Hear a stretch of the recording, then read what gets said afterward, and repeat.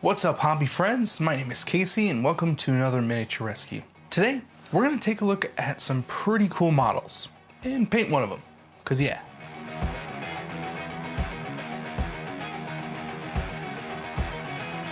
This video is sponsored by Miniac.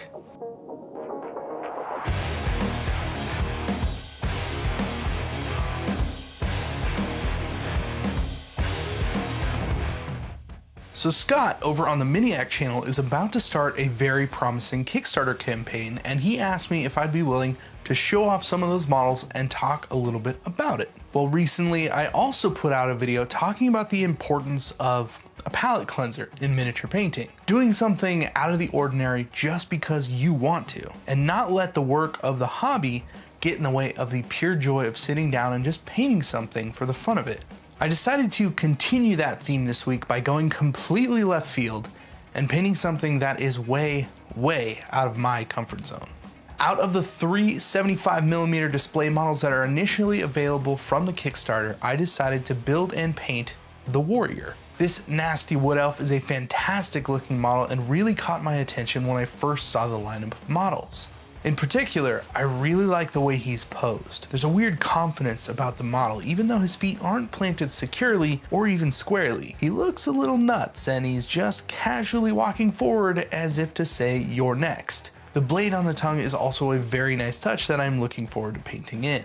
The other reason I chose this model over the others is the amount of skin there will be to paint. I really want to stretch some painting muscles and try painting a nice quality skin tone on a larger model. Now, I've done my fair share of tiny faces, but this is a whole other level when it comes to making convincing looking skin on a humanoid figure. Of course, this is a wood elf, so liberties can be taken, but still, it can't go too far away from what you'd expect, or we run the risk of making it look too fake. Alright, let's get the model out and start to prep for painting.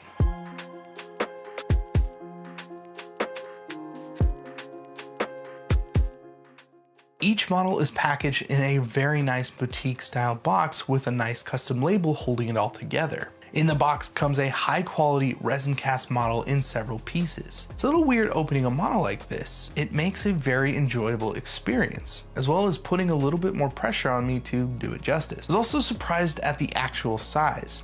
I feel like I've held 75mm models before, but never anything so purposely made for display. This feels different and specific, like it was designed that way. Go figure. Next, we want to make sure to remove any flashing or mold lines from the model. Luckily, they're all pretty easy to get to and either remove with an X-Acto or sand away with a sanding stick. Something worth noting as well is how nicely each piece fits together. I was honestly surprised that the resin went together this well with not really any gaps. It reminds me again that I'm really not used to these types of models and it feels pretty cool to try something new. Once the whole model has been gone over, it gets a quick bath in some soapy water to take off any mold release still left on the model. You don't need to worry about washing your plastic kits like this, but for anything made of resin, it's usually a good idea. It is important not to skip that step because your primer will have a hard time sticking to the model if there is any mold release still left on the surface. Before we get to painting, I want to highlight a few points here. I am going to try and paint this model to as much of a display level as I can with the time that I have to do it. And at the end, Scott the Miniature Maniac will pop on over and give me some feedback on this model. I'm hoping that by letting someone really critique my painting, that it will not only help me grow as a painter, but give you some insight in how to improve your own painting as well. So let's jump into about 10 hours of footage condensed into the next few minutes and see how it goes, and what Scott has to say at the end of it.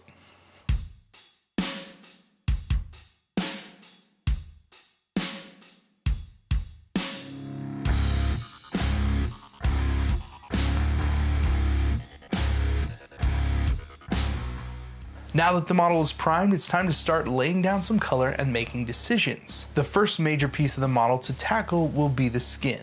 Personally, I think a purple shadow with pale light skin is a pretty elfy thing to do. So let's lay down some dark magenta and get a good base coat on the model.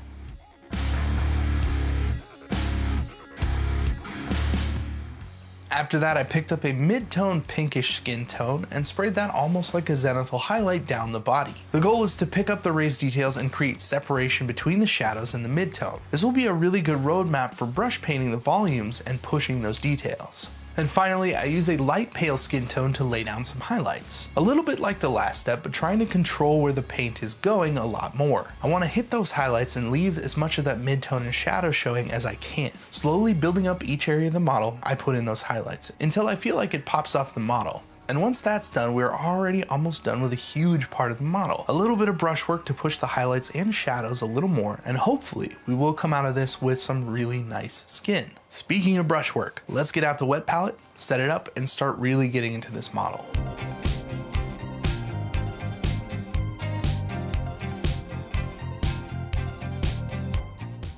Next up, we will be filling in the details with an initial base coat layer. I start by painting in the leather using a nice darker brown. The goal will really be to take my time on each piece of leather, creating some kind of texture while continuing to make the paint brighter with each pass.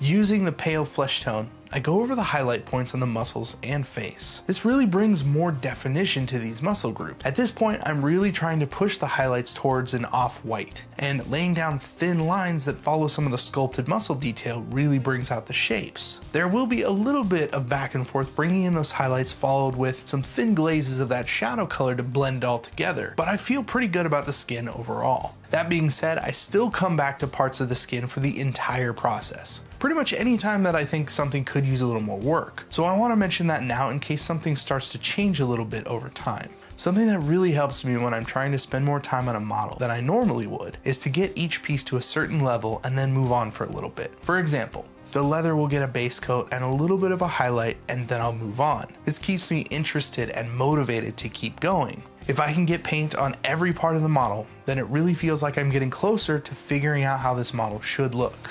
For the armor on this model, I wrestled a little bit with how I should paint it. I still haven't quite committed to sitting down and learning how to paint non-metallic metals.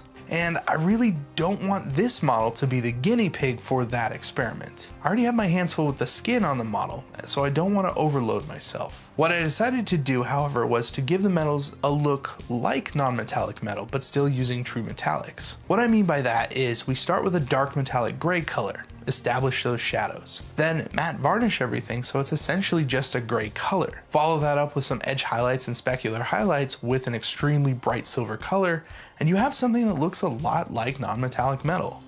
It's not perfect, but it's a start to learning shadow and highlight placements for the real thing.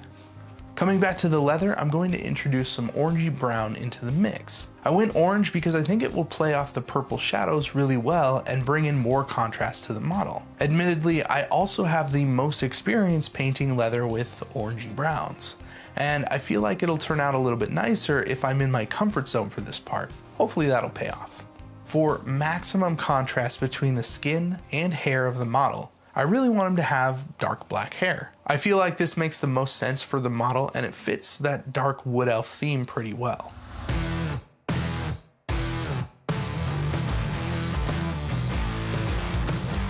Somewhere along the way, I painted the leaves green, and now I'm coming back in with a bright yellow to punch up that saturation. Coming back to the face, I decided to fill in the eyes with a nice fluorescent pink as an homage to the many times that Scott has used bright pink in his work. I also really like the way it gives the guy that crazy look in his eyes. I think it works really well. That pretty much completes the painting for the model. All that's left is to make a sweet base for him and to take some glamour shots to send over to Scott for the final feedback. As this will pretty much be my first ever display model, I decided to make a display base for it out of wooden blocks that I got at a craft store. A little display base and a wooden block make a pretty great stand for a model like this. I made sure the face of the model was pointed forward and I moved the block into position. Before attaching anything to it, I want to paint the whole thing black to make it look a little bit fancier.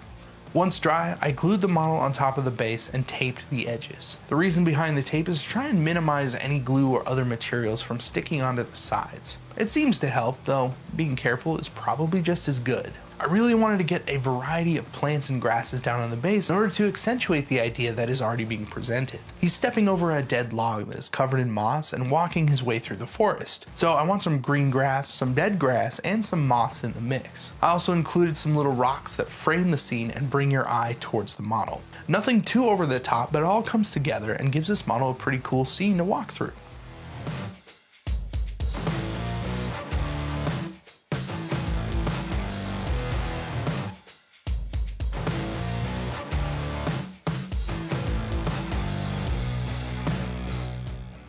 take off the tape, and the model is pretty much done.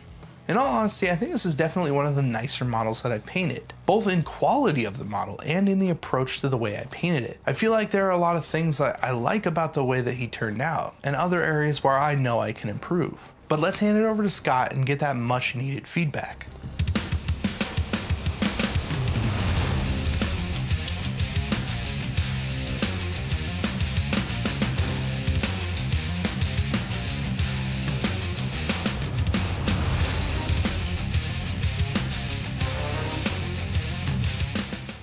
Hey Casey, thanks for painting my miniature of the warrior. It looks awesome, and there are a lot of things that I really like about it.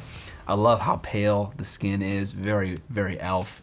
I love the purple magenta shadows of the skin. It gives him a real kind of sickly vibe, which is definitely what I'm going for in the concept, because he's like licking his blade after he just murdered someone. I love the red eyes. It gives him definitely like a frenzied killer vibe, which he absolutely is.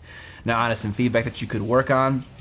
This model is all about the skin. That's what it was designed for, to be a showcase of really good skin painting. And right now, I think you have a lot of highlight, but not a ton of shadow. He has a lot of volumes in his shoulder muscles and in his forearm and his elbow, and I want to see you accentuate all of that with some shadows, some mid-tone, to give more definition to all of those muscles in his arm and whatnot. But otherwise, the model is looking absolutely fantastic. You did a great job. Thanks again. Thank you so much, Scott. That is really awesome to hear. Those are definitely things that I will be working on in the future. And I have the other two models to try that out on. Another thing to mention is that the Kickstarter will not only be coming with these insane minis and the custom brush box that I showed earlier, but in-depth tutorials from Scott, Ninjon, and Ben Cantor, which I am really excited about. The campaign will be running from February 25th through March 21st. All of the details and links are in the description of this video. Thanks again, Scott, and good luck with the campaign. Thank you again for joining me on another Miniature Rescue. If you like something about this video, please feel free to like, share, and subscribe, as it really helps out the channel. Once again, I'm Casey, and I will see you in the next video.